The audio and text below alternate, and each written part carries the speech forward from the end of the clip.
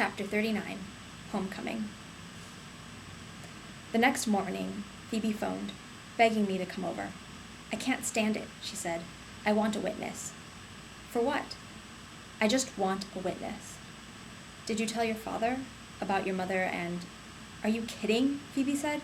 "You should see him. He and Prudence spent all last night and this morning cleaning the house. They've scrubbed floors and bathrooms, they dusted like fiends, they did laundry and ironing, and they vacuumed. Then they took a good look around. My father said, 'Maybe it looks too good. Your mother will think we can function without her.' So they messed things up. He's very put out with me that I wouldn't help." I did not want to be a witness to anything, but I felt guilty for running away the day before, so I agreed. When I got to her house, Phoebe, Mr. Winterbottom, and Prudence were sitting there, staring at each other. "Didn't she say what time she was coming?" Mr. Winterbottom asked. Prudence said, "No, she did not, and I wish you would quit acting as if it is my fault that she did not say more than she did."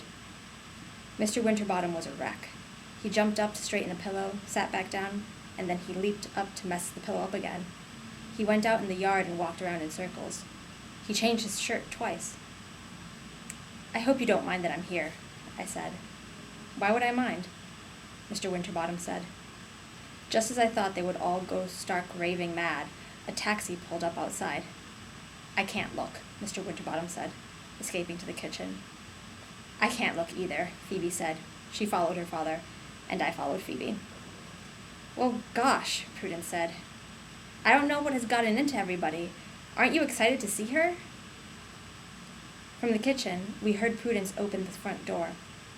We heard Mrs. Winterbottom say, "Oh, sweetie." Mr. Winterbottom wiped the kitchen counter. We heard Prudence gasp, and her mother say, "I'd like you to meet Mike."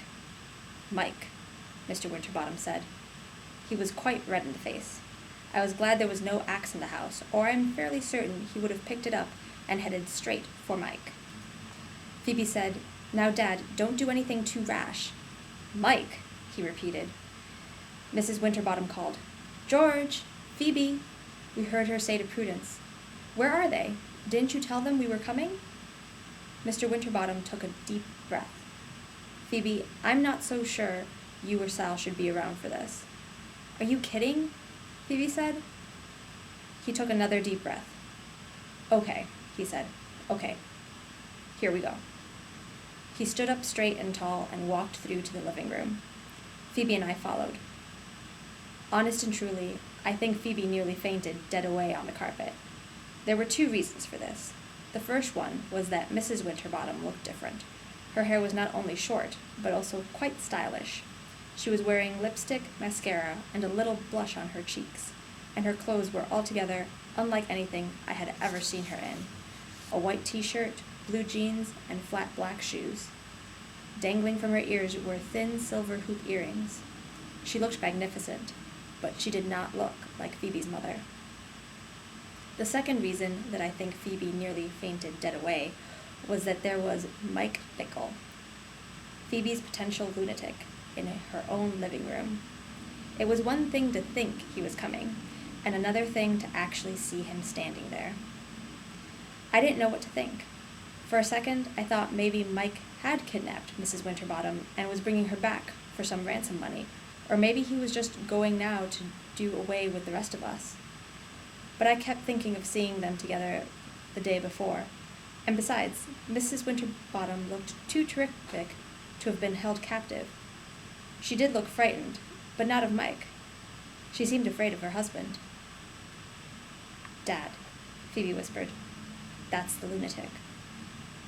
"Oh, Phoebe," her mother said, pressing her fingers to her cheek, and when she made that familiar gesture, Phoebe looked as if her heart was splitting into 1,000 pieces.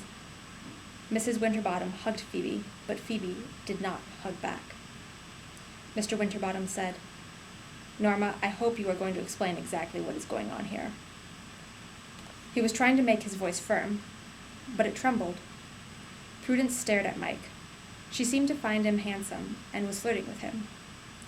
She fluffed her hair away from her neck. Mrs. Winterbottom tried to put her arms around Mr. Winterbottom, but he pulled away. "I think we deserve an explanation," he said. He, too, stared at Mike. Was she in love with Mike? He seemed awfully young, not much older than Prudence.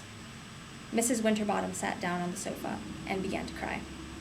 It was a terrible, terrible moment. It was hard to make any sense out of what she said at first. She was talking about being respectable and how maybe Mr. Winterbottom would never forgive her, but she was tired of being so respectable. She had tried very, very hard all these years to be perfect, but she had to admit she was quite unperfect. She said there was something that she had never told her husband, and she feared he would not forgive her for it. Mr. Winterbottom's hands trembled. He did not say anything.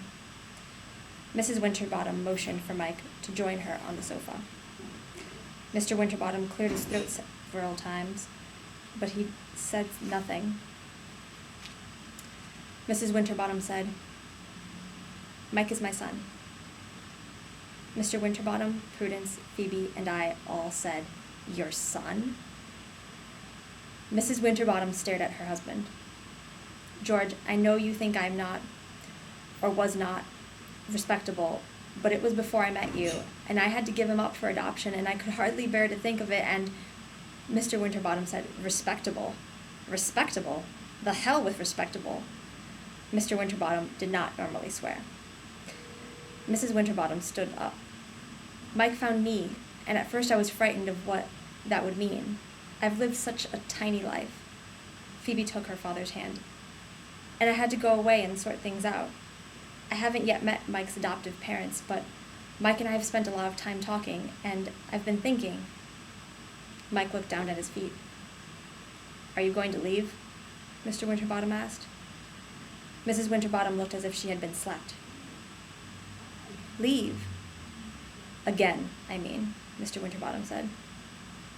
"Only if you want me to. Only if you cannot live with such an unrespectable..." "I said to hell with respectable," Mr. Winterbottom said. "What's all this about respectable? It's not respectable I'm concerned about. I'm more concerned that you couldn't or wouldn't tell me any of this." Mike stood up. "I knew it wouldn't work," he said. Mr. Winterbottom said, "I have nothing against you, Mike. I just don't know you." He looked at his wife. "I don't think I know you either." I was wishing I was invisible. Outside, the leaves were falling on the ground, and I was infinitely sad, sad down to my bones. I was sad for Phoebe and her parents and Prudence and Mike, sad for the leaves that were dying, and sad for myself, for something I had lost. I saw Mrs. Partridge through the window, standing on Phoebe's front walk. Mr. Winterbottom said, "I think we all need to sit down and talk. Maybe we can sort something out." Then he did what I think was a noble thing. He went over to Mike and shook his hand and said, "I did always think a son would be a nice addition to this family." Mrs. Winterbottom looked relieved. Prudence smiled at Mike. Phoebe stood motionless, off to the side. "I'd better go," I said. Everyone turned to me as if I had just dropped through the roof. Mr. Winterbottom said, "Sal, I'm sorry. I truly am." To Mike he said, "Sal is like another member of the family." Mrs. Winterbottom said, "You're mad at me, aren't you, Phoebe?" "Yes," Phoebe said. "I most certainly am." Phoebe took my sleeve and pulled me towards the door. "When you all decide exactly how many people are in this family, let me know." We stepped out on the porch just as Mrs. Partridge placed a white envelope on the steps. Hey kids, remember to comment your name and any impressions or questions you have of the chapter in the comments below. And I'll see you next week. Bye.